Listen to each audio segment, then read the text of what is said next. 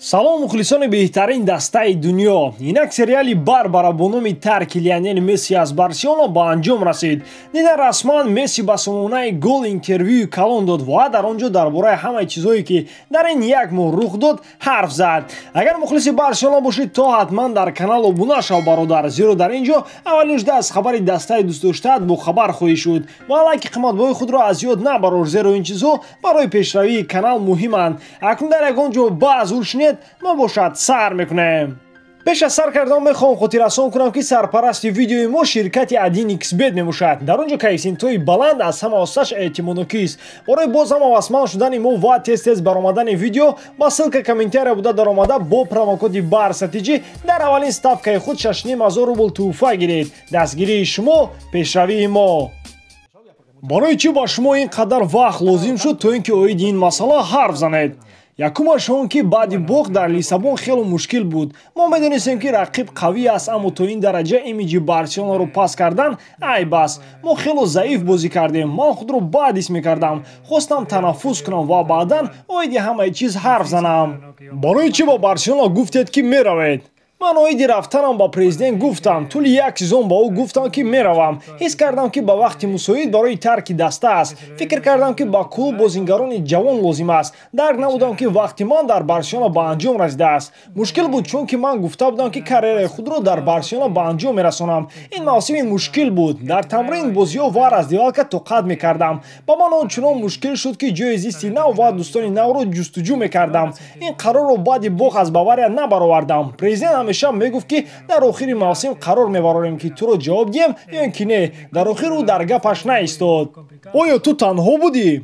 не, ман танҳоиро ҳис намекардам. он нафароне ки дар барам ҳастанд ҳамеша бо ман буданд. аммо ман аз он нафароне ғамгин мешудам ки мегуфтанд ки ман ба даста содиқ нестам. ин ба ман нишон дод ки одамон чӣ хеланд. ҳаёти футболӣ мушкил аст. дар он одамони фалшивӣ зиёд аст. он нафароне ки оидашон дигар хел фикру ақидаҳо доштӣ. дарднокаш он буд ки онҳо ба муҳаббати ман ба даста бовар надоштанд. ман дар даста бошаму набошам ҳамеша онро дӯст медорам. шумо оиди маблағ дӯстони Месси мешунидед. дар 20 сол чӣ бештар ба дили шумо зад? ками оиди дӯстон ва маблағ бисёр чиз маро хаста мекард, аммо ман клубро дар сатҳи аввал мегузоштам. ба ман пешниҳоди рафтан зиёд буд. сум ба ман маблағи хело зиёд пешниҳод мекарданд. ҳамеша мегуфтам ки ин ҷо хонаи ман аст ва мемонад. аммо фикр кардам ки ба ман ҳадафҳои нав ва чизҳои нав лозим аст. баъди 20 сол Барселонаро тарк кардан мушкил аст. фикр мекунам шумо дар даста мемонед, ҳамин тавр не? қарор баровардан мушкил буд. ин ба хотири бохти Бавария нест, балки сабабҳои дигар дорад. ман ҳамеша мегуфтам ки мехоҳам дар ин ҷо монам ва карьераи худро ба анҷом расонам. мехостам дар Барселона боз ҳам зиёдтар ҷоиза ба даст оварам ва тим пурқувват бошад. буд лаҳзае ки ягон проект ё нақша барои рушди даста дида намешуд. ҳамеша хоҳиши хайрхоҳии оила ва Барселонаро дорам. вақте ба оилаат гуфтӣ меравам, чӣ шуд? ҳама гиря мекард. бачаҳоям намехостанд ки раванд ва мактабашонро иваз кунанд. ман мехоҳам барои ҷоизаҳо талош кунам ва дар лигаи чемпионҳо қаҳрамон гардам.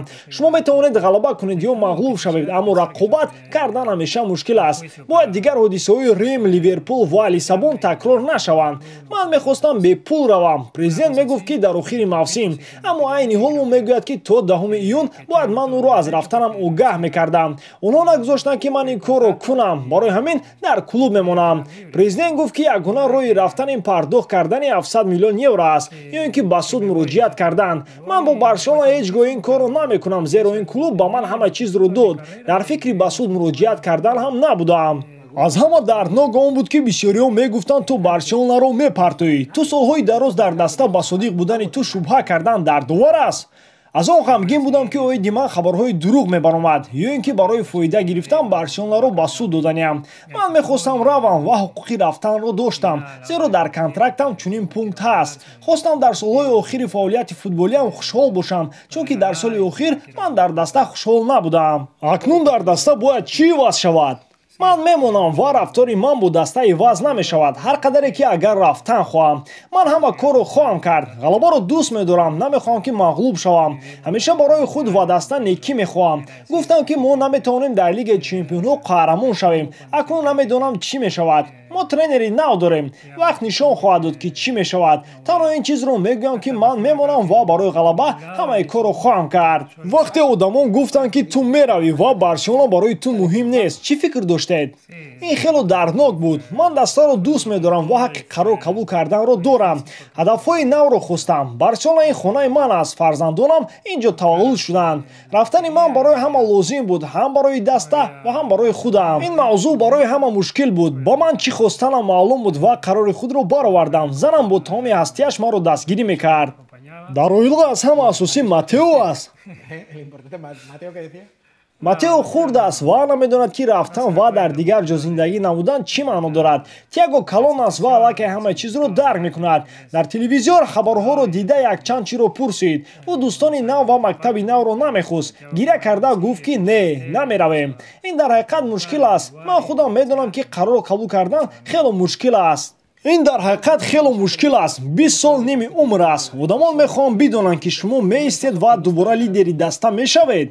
чун аравақтан ман тамоми корро хоҳам кард. бо тамоми қувваи худ талош мекунам то ин ки ҷоиза ба даст оварем.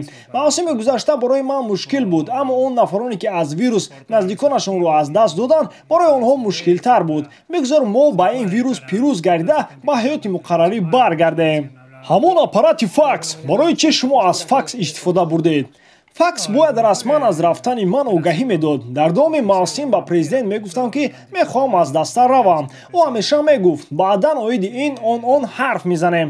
дар охир ҳеҷ чиз намекард. ба ҳарфҳои ман гӯш намедод. бо факс ман гуфтам ки мехоҳам равам ва як мавсими дигар дар даста намемонам. намехостам бо Барселона ҷанг кунам.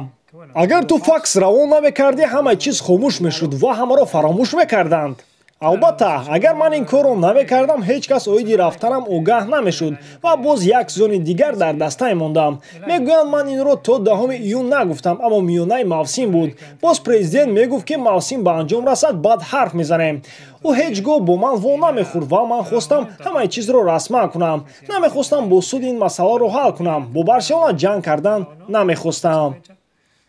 дӯстон, ин буд интервюи калони Месси. хеле ки аз ин интервю фаҳмидем Месси танҳо аз Бартомеу розӣ набудааст ва президент дар гапи худаш наистодааст. шумо дар ин бора чӣ фикр доред бародарон? мондани Месси дар Барса бо фоидаи даста аст ё ин ки ба зарари даста? ба фикри ман Барселона боз як соли дигар қафо мезанад ва бе ягон трофей мемонад. сабабаш он ки ҷанги Месси ва Бартомеу дар ин як сезони дигар давом мекунад, барои он ки ягонта инҳо дастаро тарк накарданд. шумо бародарон ҳатман фикрҳои худро дар ин бора дар комментария нависед. ба ман хело шавқовар аст хондан ки шумо дар ин бора чӣ фикр доред. дар ҳама ҳолат Барселонаро дӯст доред ва канали Барса TG-ро дастгирӣ кунед. дастгирии шумо пешравии мо. бо шумо буд Муҳаммад Гаиров. хай дар паноҳи Аллоҳ.